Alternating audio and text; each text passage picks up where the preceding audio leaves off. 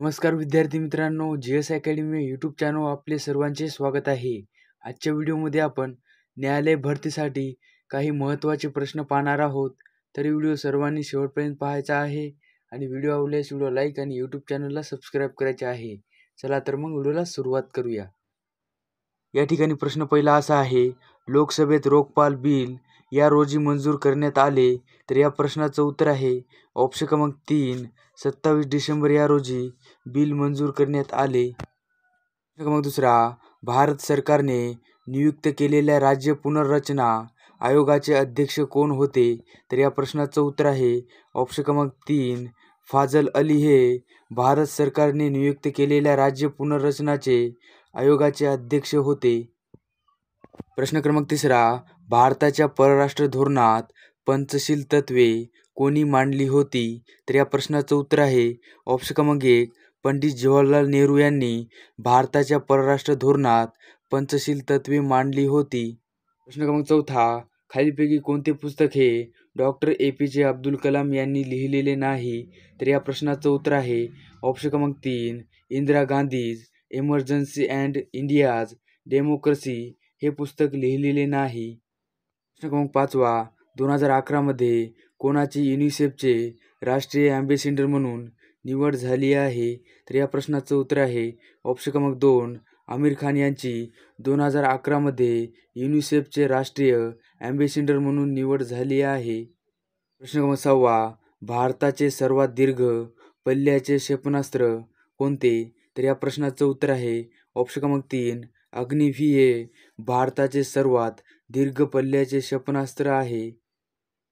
प्रश्न क्रमांक 7 सन 2010 मधील सर्वेक्षणानुसार शाळेत जाणाऱ्या मुलांमध्ये सर्वात कमी सरासरी कोणत्या देशाची आहे? तर या प्रश्नाचं उत्तर आहे ऑप्शन क्रमांक 1 भारत या देशाची आहे. प्रश्न क्रमांक 8 भारतातील दुसऱ्या क्रमांकाची वेगवान रेल्वे गाडी कोणती आहे? तर या प्रश्नाचं उत्तर आहे ऑप्शन क्रमांक 2 मुंबई दिल्ली राजधानी एक्सप्रेस हे भारतातील दुसऱ्या क्रमांकाची वेगवान रेल्वे आहे.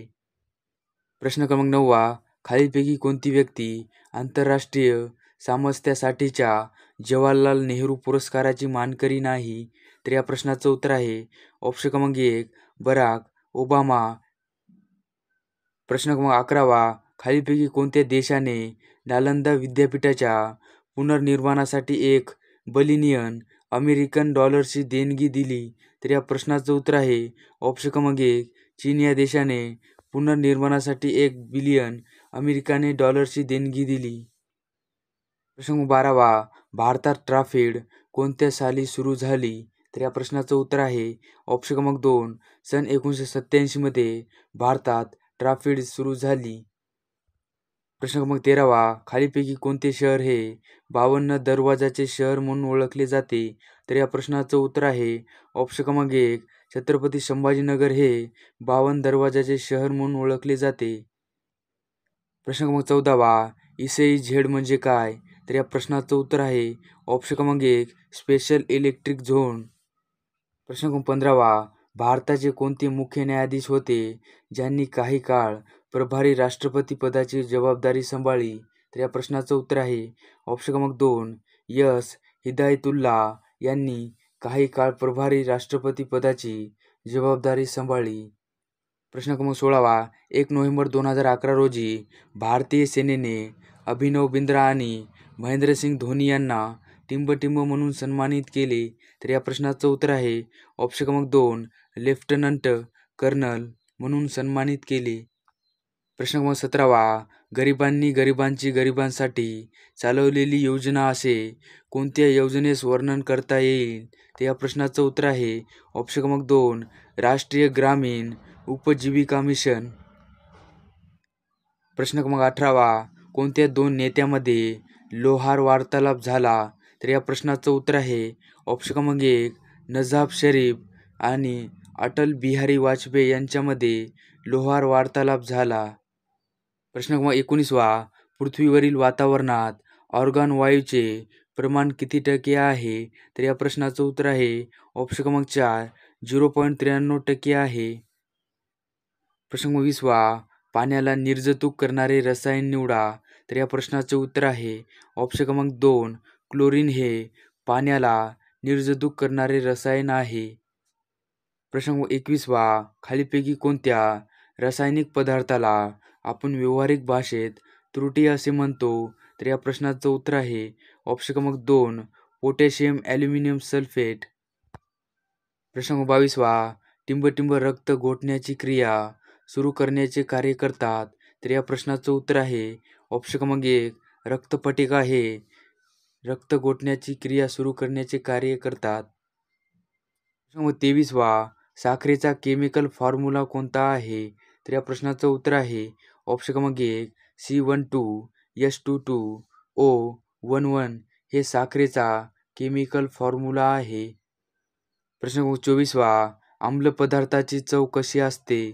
तर या प्रश्नाचं उत्तर आहे ऑप्शन क्रमांक 1 आंबट ही आम्ल पदार्थाची चव असते. प्रश्न 25वा कोणत्या धातूमुळे जास्त मोटारगाड्या असलेल्या शहरात हवेचे प्रदूषण निर्माण होते? तर या प्रश्नाचं उत्तर आहे ऑप्शन क्रमांक 3 शिसे या धातूमुळे हवेचे प्रदूषण निर्माण होते. प्रश्न 26वा क्रिस्टलोग्राफी ही कोणत्या विषयाच्या अभ्यासाच्या संबंधित आहे? तर या प्रश्नाचं उत्तर आहे ऑप्शन क्रमांक 2 स्फटिकांचा अभ्यासाच्या संबंधित आहे. प्रश्न 27वा खालीलपैकी कोणता वायू क्लोरोफॉर्म तयार करण्यासाठी वापरतात? तर या प्रश्नाचं उत्तर आहे ऑप्शन क्रमांक 4 मिथेन या वायूसाठी क्लोरोफॉर्म तयार करण्यासाठी वापरतात.